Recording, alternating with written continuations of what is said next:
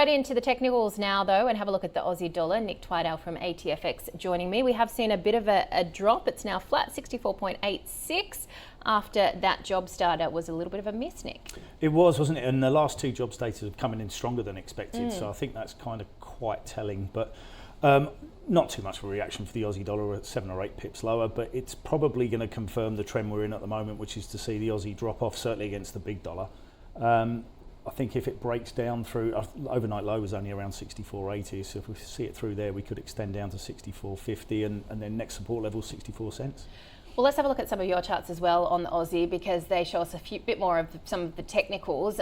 What are you seeing there? Because we've got to also remember that a lot of this story is not driven by our own data, but it's driven by the Trump trade, which is pushing the greenback higher. It is indeed, and so the move that you can see, this is the longer term daily chart, you're down from 70 cents to now just under 65 cents.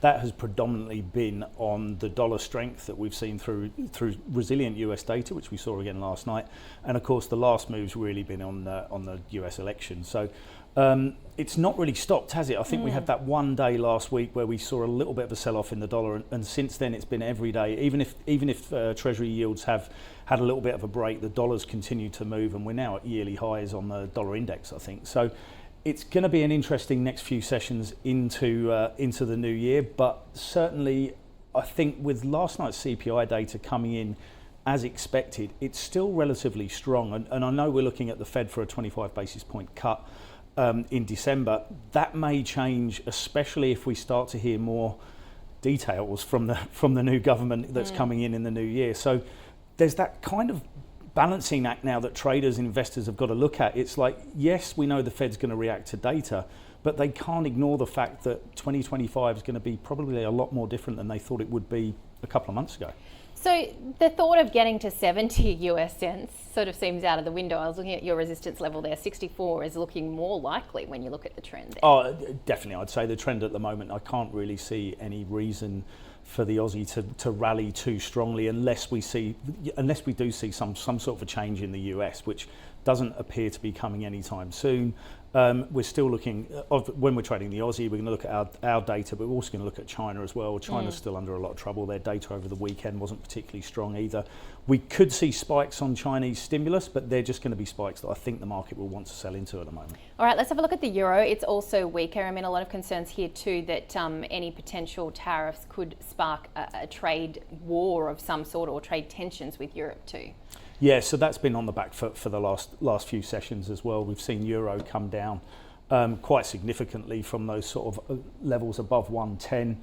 That's the daily chart as well. I've left kind of the trend lines that had kept it in a strong range. If you look on that all the way from Q4 2023, like euro's actually been in a relatively tight range for the last year or so.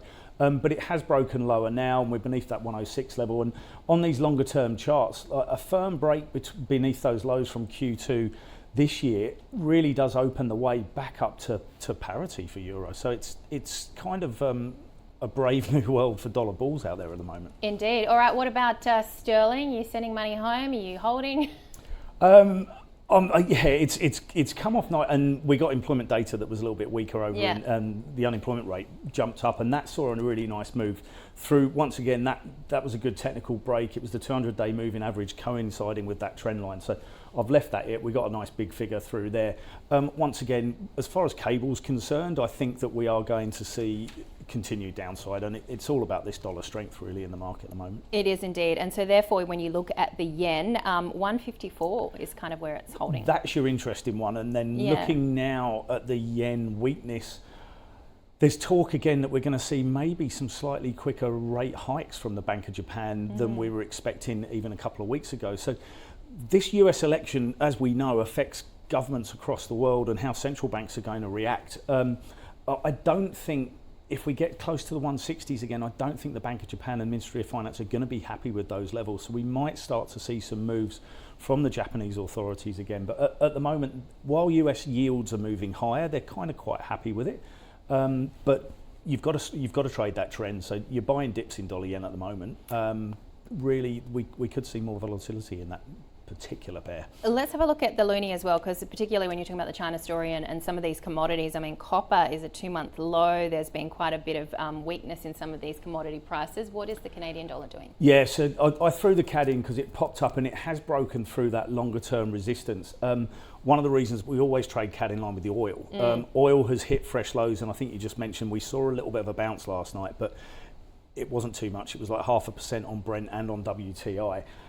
If we do see oil break lower, and it is on support levels for oil, dollar CAD could accelerate topside, and then we could be looking for a very swift 5 big figures up to that 145 level again. So CAD's another interesting one, and it ties in with my stronger dollar view as well. If we are going to see this, plus it's a very strong trading partner naturally with the US.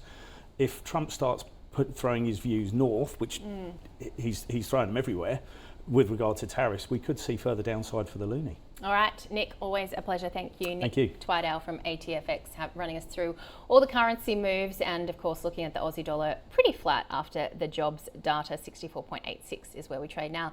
That does it for this edition of The Trade. Be sure to join us again next time.